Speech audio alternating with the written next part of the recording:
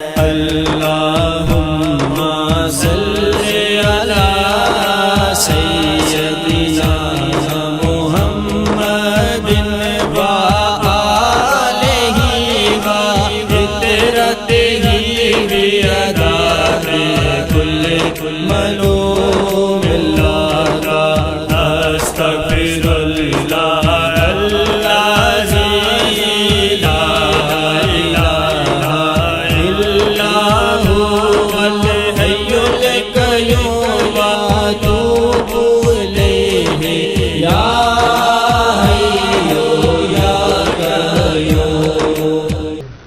نحمده ونصلي على رسوله الكريم اما بعد فاعوذ بالله من الشيطان الرجيم بسم الله الرحمن الرحيم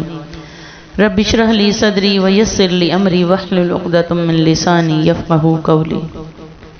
تمام اسلامی بہن بھائیوں کو میرا السلام علیکم، اور بے حد و حساب شکر اس پاک ذات کا کہ جس نے ہمیں اپنا محبوب عطا کیا، اور بے حد و حساب درود و سلام اس پیاری ہستی پر کہ جس پر درود پڑھنا میرے رب کی اور ملائکہ کی بھی سنت ہے۔ آج کے اس دور میں انسان پہلے ہی بہت مجبور اور پہلے ہی ہر طرف ایک مسائل مشکلات کا ذکر بہت زیادہ کامن ہو گیا تھا، لیکن اس پر جب یہ کرونا کا وار ہوا اور پوری دنیا کو اس بیماری نے اپنی لپیٹ میں لیا، تو اب عالم اور حالات یہ ہیں کہ جس محفل میں جائیں، جہاں بھی کوئی نشست ہو بیٹھنے کی، کسی کے ساتھ اگر علیحدہ سے بھی بیٹھیں تو چند ہی لمحوں کے بعد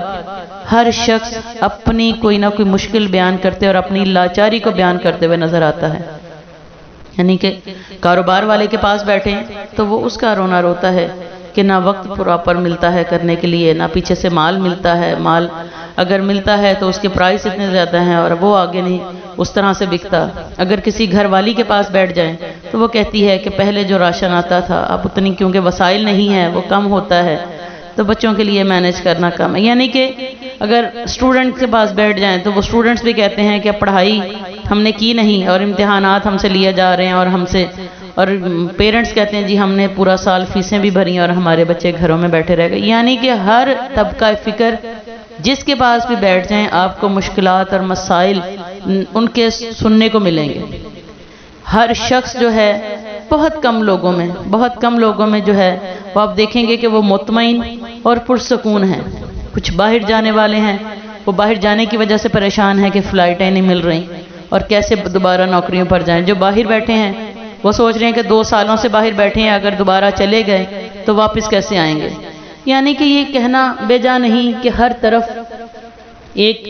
ایسی کیفیت ہے کہ ہر انسان سوچتا ہے کہ میں کیا ایسا کروں کہ اس مشکلات کے جنجال سے نکل جاؤں، یہ جال جو اس کے گرد مشکلات کا، پریشانیوں کا ہے اس سے نکل جاؤں۔ تو آج میں اپنے اسلامی بہن بھائیوں کے لیے ایک ایسا تحفہ لے کر آئی ہوں، ان کے لیے ایک ایسا مجرب نسخہ لے کر آئی ہوں، ایک ایسی ان کے لیے کرنے میں بہت کم لیکن اثر میں بہت پرتاثیر ہے۔ لیکن بات پھر وہی ہے کہ ہر چیز کو کرنے کے لیے سب سے پہلے آپ کو چاہیے کہ آپ اس رب کے سامنے 5 وقت جھکنے کی عادت اپنائیں۔ کبھی سوچا ہے آپ نے کہ اتنے سال زندگی کے بسر ہو گئے اور 5 وقت کے نمازی نہ بنے تو زندگی میں کیا پایا ہم نے، کیا ہم نے اس میں حاصل کیا؟ ہم سمجھتے ہیں کہ ہم نماز نہیں پڑھتے، ارے وہ رب ہمیں کسی نہ کسی ایسے گناہ کی وجہ سے ہمیں اپنے سامنے نہیں آنے دیتا کہ وہ گناہ اس کو اتنا برا لگا ہمارا کہ اس نے ہمارا اپنے آگے جھکنا ہمیں دور کر دیا ہم سے۔ تو پہلے تو توبہ کریں، اس رب کے آگے جھکنے کی عادت بنائیں، اس رب کو راضی کرنے کی کوشش کریں۔ ایک مجھے ملی میری ایک جاننے والی، تو بڑا انہوں نے کہا کہ میں نماز نہیں پڑھتی لیکن ہر وقت یہ سوچتی ہوں کہ میں نماز کیسے پڑھوں اور 5 وقت کی نمازی بن جاؤں،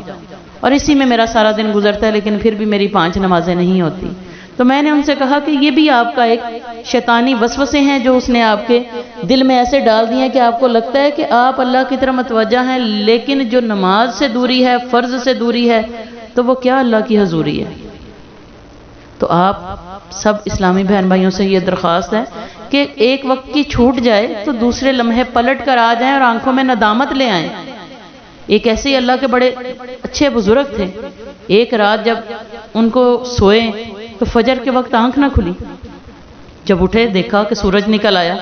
اس بات پر اتنی گریہ زاری کی، اللہ کی بارگاہ میں روئے،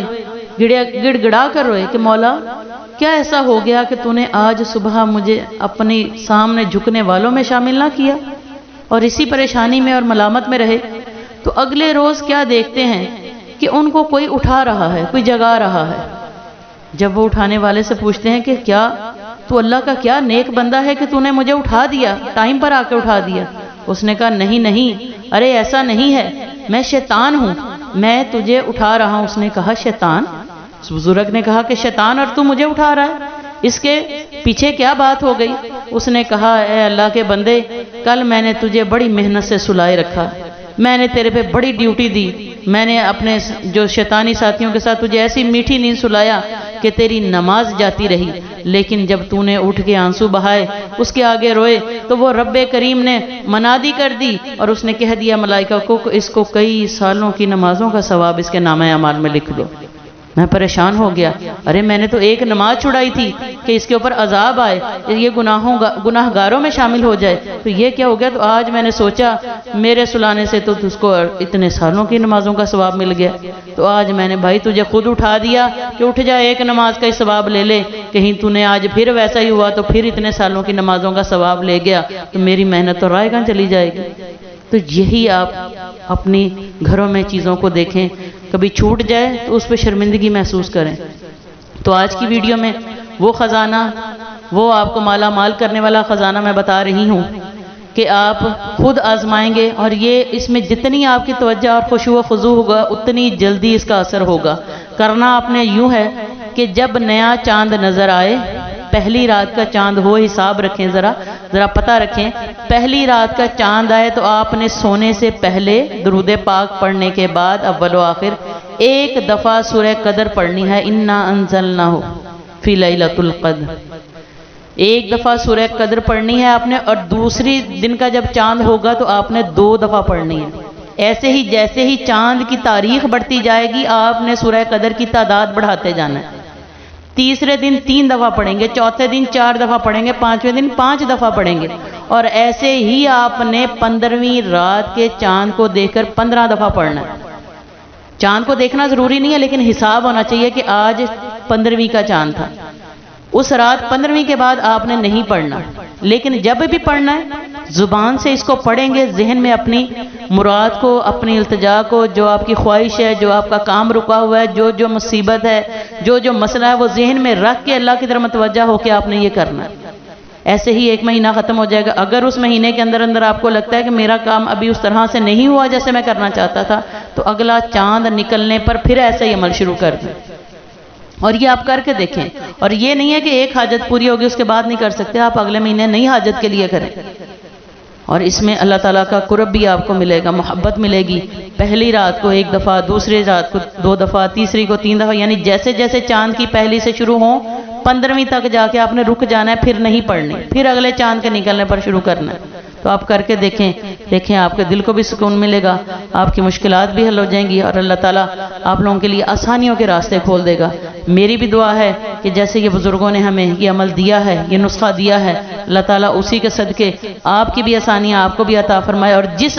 جس مقصد کے لیے بھی آپ پڑھیں، جس نیک حاجت کے لیے بھی پڑھیں، اللہ تعالیٰ اس کو پورا فرما کر، جو اس بات کا، جو اس صورت کے اندر جو ہزاروں راتوں سے بہتر جس کو کہا، اسی رات کا صدقے آپ سب کی حاجتیں پوری فرمائے۔ وما علینا الا البلاغ۔